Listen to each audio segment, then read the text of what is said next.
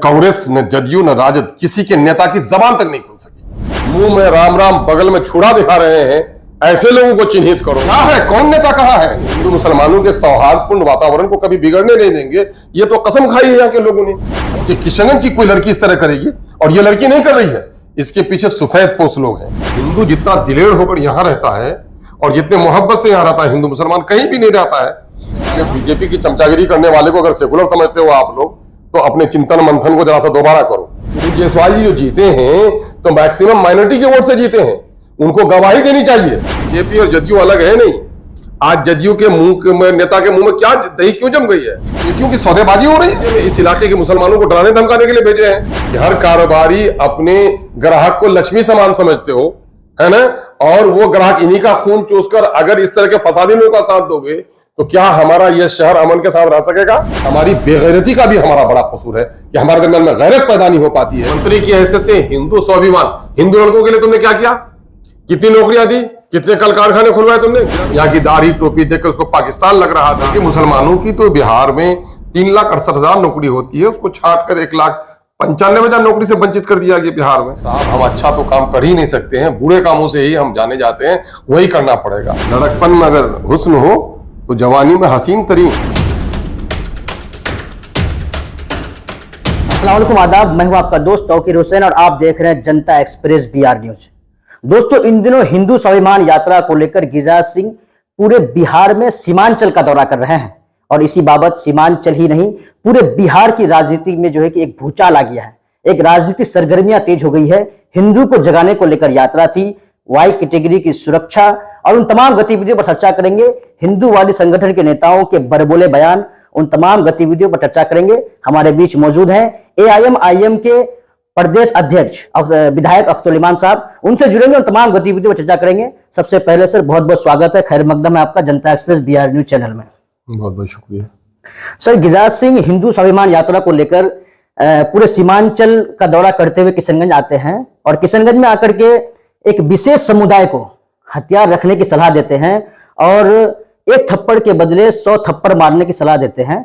तो सर, ऐसे में कहीं ना लगता है कि पूरे देश में जो मॉब लिंचिंग घटना होती है, ये सोची समझी साजिश और एजेंडा है?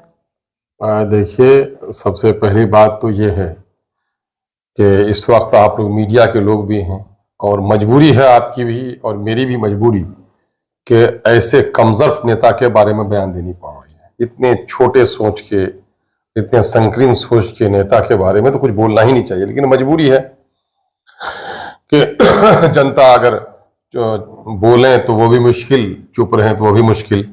सच्ची बात यह है कि बीजेपी और RSS इस वक्त राष्ट्रीय स्तर पर अपनी जो उसकी जन लोकप्रियता थी वो खो रही है और इसको चाट लग गई है। ये अपने इतिहास को पढ़ती है तो ये समझती है कि बाबरी मस्जिद राम जन्मभूमि के विवाद से ही हमको आगे बढ़ने का मौका मिला और गुजरात में मासूमों का खून बहाया तभी गद्दी मिली है। इसलिए विकास के सारे दावे इनके झूठ हुए। न खाएंगे न खाने देंगे का नारा झूठ हुआ। जितना इसने खिलाया, जितना इसने लुटाया, इसके जमाने में जितना लोग काला धन वापस किया, सफेद धन लेके लोग भागे, और किसी के जमाने में नहीं। BSNL को इसने बैठा दिया, सरकारी जितने भी उपक्रम थे इनका बुरा हाल इसने कर दिया, नौजवानों को रोजगार के नाम पर धोखा दिया, जिसकी वजह से जनता पर से इनका विश्वास उठा और ये 400 पार का जो चकनाचूर हुआ इनका सपना, उसके बाद से इनकी एक इंटरनल बैठक हुई है कि साहब, हम अच्छा तो काम कर ही नहीं सकते हैं, बुरे कामों से ही हम जाने जाते हैं, वही करना पड़ेगा। हिंदू स्वाभिमान, अरे भाई, कौन नहीं जानता? भारत सेकुलर जरूर है, लेकिन यहाँ की अधिकांश आबादी, मेजोरिटी जो पॉपुलेशन है वो हिंदू है। तो अब इस नीचे से लेकर चपरासी से लेकर राष्ट्रपति तक जब हिंदू ही हिंदू है, बल्कि मुसलमानों की तो बिहार में 3,68,000 नौकरी होती है, उसको छाट कर 1,95,000 नौकरी से वंचित कर दिया गया बिहार में। सीमांचल का ये इलाका सबसे गरीब है, सबसे मजदूर है। हिंदू जितना दिलेर होकर यहाँ रहता है और जितने मोहब्बत से यहाँ रहता है, हिंदू मुसलमान कहीं भी नहीं रहता है। और इन्होंने जिस तरह से लोगों को हथियार खरीदना, थप्पड़ मारना, इस तरह के जुमले बोले, पिछले दिनों में भी जब वो किशनगंज आए थे, यहाँ की दाढ़ी टोपी देखकर उसको पाकिस्तान लग रहा था। और ये ऐसे लोगों पर कड़ी से कड़ी कार्रवाई होनी चाहिए। और सबसे बड़ी आजमाइश इसका जो बयान है, जितना भी इनका कार्यकलाप है, इनके वो 6 बयानात हैं, ये पिछले दिनों में जो मंत्री रहे और आज टेक्सटाइल मंत्री रहे, मंत्री की हैसियत से हिंदू स्वाभिमान, हिंदू लड़कों के लिए तुमने क्या किया? कितनी नौकरियां दी? कितने कल कारखाने खुलवाए तुमने? ग्रामीण विकास मंत्री की हैसियत से क्या काम किया? यहां तो कुछ काम नहीं करवाए, गाल बजाने के लिए आए हैं। मामला यह है कि इसने जो कुछ भी किया है असंवैधानिक किया है, अमर्यादित किया है, गैर अखलाकी और गैर आईनी कदम इसने उठाया है।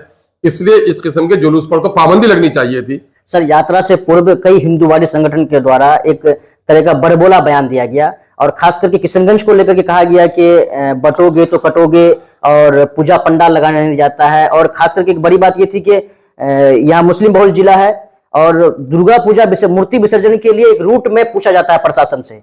कहीं ना कहीं आप और ये आरोप हम पर नहीं बल्कि किशनगंज के लिए एक बड़ी आरोप है और खास करके जिला स्तरीय जो सेकुलर दल हैं उन नेताओं की चुप्पी, इन सब को लेकर आप क्या सोचते हैं? आप सेकुलर किसको कहते हो? चमचागिरी करने वाले, बीजेपी की चमचागिरी करने वाले को अगर सेकुलर समझते हो आप लोग तो अपने चिंतन मंथन को जरा सा दोबारा करो।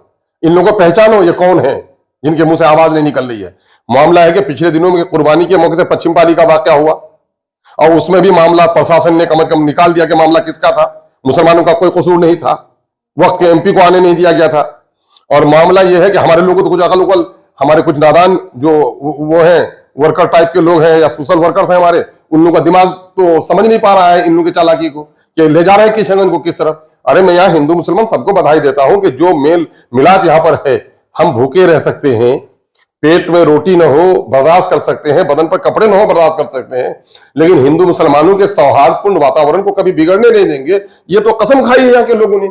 और इसको जो लोग बिगाड़ रहे हैं तो शरण दे रहे हैं, और इसकी जितनी भी निंदा की जाए वो कम है। और किशनगंज के पुलिस कप्तान ने ऐसे लोगों को हथकड़ी क्यों नहीं लगाई? इसलिए कि ये इलाका सौहार्द का है, शांति का है। यहां पर लोग झूठे बयान दे रहे हैं कि साहब पूजा पंडाल यहां पर नहीं लगता है। अरे यहां से पूजा पंडाल, यहां के चाहे दुर्गा पूजा हो, सरस्वती पूजा हो, यहां तो बाजार की शोभा मुसलमान भाई ही बढ़ाता है। ईद के मौके से भी हिंदू भाई गले मिलते हैं।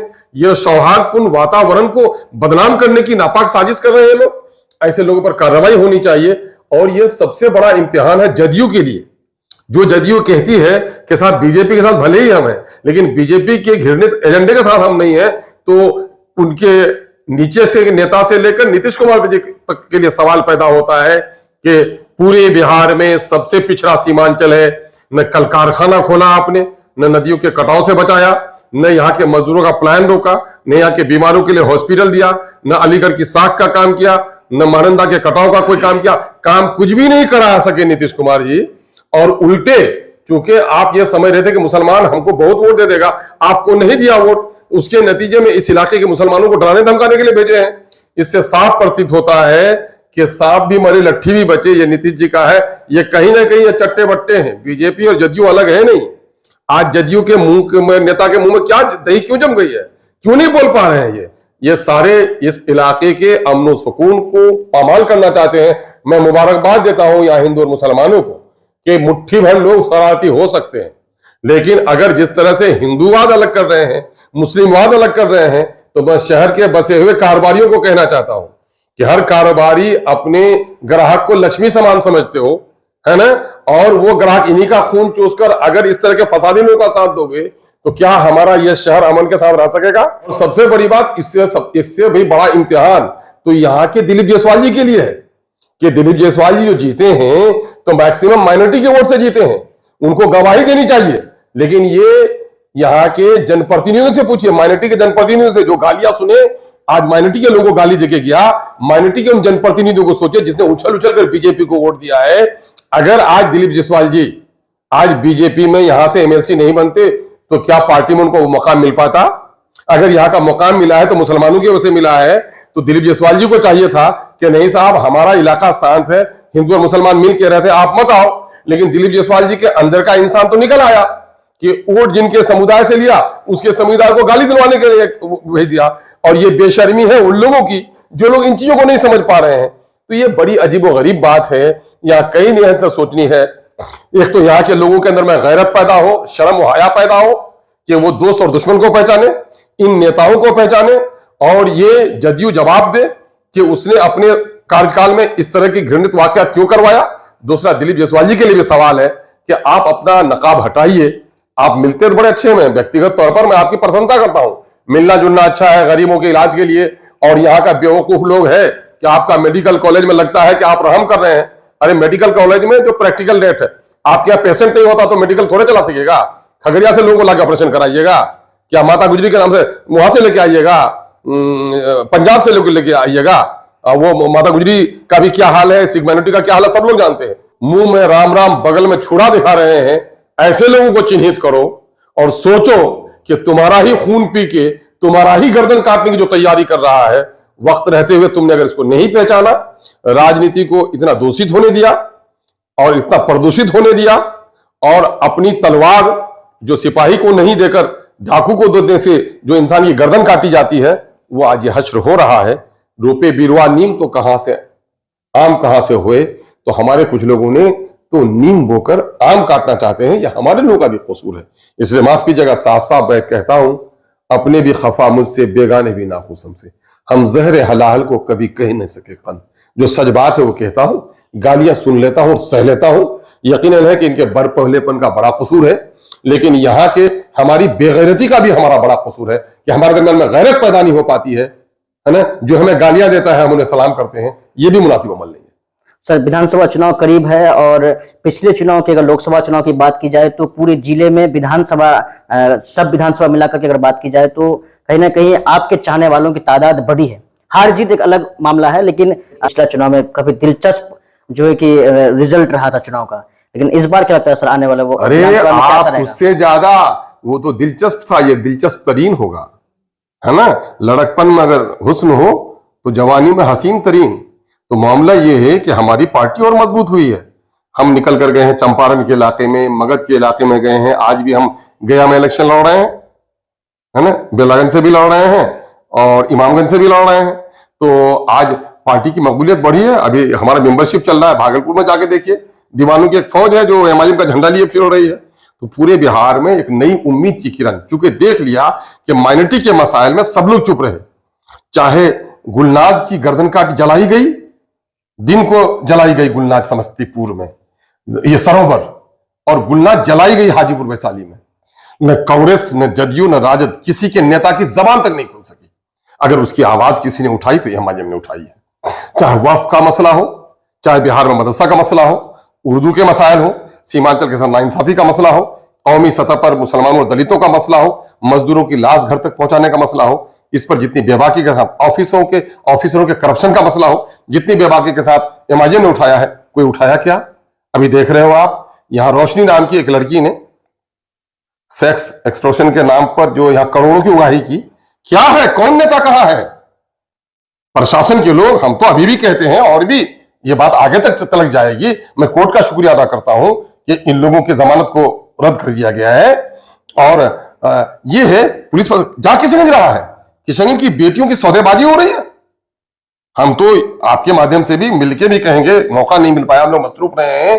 मैं पुलिस कप्तान से भी कि साहब इससे बड़ा तो जुर्म हो ही नहीं सकता। ये एक आदमी गर्दन कटवा सकता है, अपनी बेटी की इज्जत नहीं बेच सकता। और किशनगंज के लोगों को ये कभी कल्पना में नहीं था कि किशनगंज की कोई लड़की इस तरह करेगी। और ये लड़की नहीं कर रही है, इसके पीछे सफेद पोश लोग हैं, इसके पीछे वो जहरीले लोग हैं जो यहाँ की इज्जत, इस्मत और आबरू को बर्बाद करना चाह रहे हैं। उसको चिन्हित करके उसकी गिरफ्तारी और उस पर कार्रवाई, इसमें कौन कौन लोग हैं? कहा जाता है कि करोड़ों रुपए की उगाही हुई है। क्या करोड़ों रुपए की उगाही के पैसे अगर बांट दिए जाए लोगों में तो लोग चुप हो जाएंगे? कौन कौन लोग हैं इसके पैसे की बुनियाद पर चुप हो गए हैं? मुझे तो अब तक भी प्रशासन पर उम्मीद है, क्योंकि पुलिस कप्तान नए आए हैं, वो पुलिस के ऑफिसर को अभी भी यकीन है कि मां बेटी सबके घर में है। अगर बेटियों की इस बदचलनी पर और समाज में बेटियों की इन सौदागरों पर अगर कार्रवाई आपने नहीं की, तो जो लोग आज सक्षम नहीं करेंगे तो कल ये आग उनके घर तक भी जाएगी। इसलिए यह आवाज, चाहे मीडिया के आदमी हो, चाहे नेता हो, चाहे वक्त का आलिम हो, मैं तो यहाँ के आलिमों से, मिंबरों मेहराब पर गुफ्तगू करने वाले दीनी अहबाब से भी कहता हूं कि अपनी मिल्ली गैरत को, अपनी कुत्ता लोमड़ी को देखकर, दरिंदे को देखकर कभी चुप नहीं रह सकता, और मोमिन बुराइयों को देखकर ठंडे पेटों कभी चुप नहीं रह सकता। दो बड़ी बुराई है अभी। एक तो ये है कि इस तरह के सेक्स स्कैंडल, उसमें हमारे बहुत सारे लोग चुप हैं। हम मुबारकबाद देते हैं, कुछ उलमा ने गुफ्तगू की है, लेकिन आलिमों का एक बड़ा तबका है, शायद उनको खबर नहीं है, उनको खबर लेनी चाहिए और ये बुराई है तो उसकी नकीर करनी चाहिए। एक दूसरा बड़ा मामला है कि यहाँ के बैंक का मामला है कि यहाँ का बैंक लोगों को आसान तौर पर कर्ज नहीं दे रहा है, जिसके नतीजे में गांव में 24% इंटरेस्ट पर लगभग 70% आबादी बंधन लोन में बन रही है। और बंधन लोन में औरतों को फुसलाया जाता है, भटकाया जाता है, बहकाया जाता है, गलत किस्म के कागजात तैयार कराए जाते हैं, शौहर प्रदेश में है उनकी बीवी को बैंक तोड़ाया जाता है और नाना किस्म की बुराइयां उभर कर सामने में आ रही हैं। यही खगड़ा में है कि बंधन लोन के एक आदमी ने वो लड़की को भगा के लेके चला गया है। इस पर भी जिला प्रशासन की तो जिम्मेदारी है ही, लेकिन यहाँ के गयूर जिन लोगों को गैरत है, जो लोग समझते हैं कि बेटी इज्जत और आबरू का सामान है, ऐसे सोसाइटी के जिम्मेदारों को उठना चाहिए कि इन बुराइयों के खिलाफ अगर न उठे तो मुजफ्फरपुर नगर में एक होटल में 40 लड़कियां पकड़ी गई हैं। एक बड़े आलिम ने गुफ्तगू की है कि मिल्लत की सौदागरी किस तरह से हो रही है, जरा तहकीक करना चाहिए। वो नहीं, अगर वक्त रहते हुए लोग बेदार नहीं हुए तो जो मुजफ्फरनगर का वाकया जरा तहकीक कर ले लोग, बेटियां किस मजहब की थी, उसकी इज्जत से खिलवाड़ करने वाले कौन लोग थे।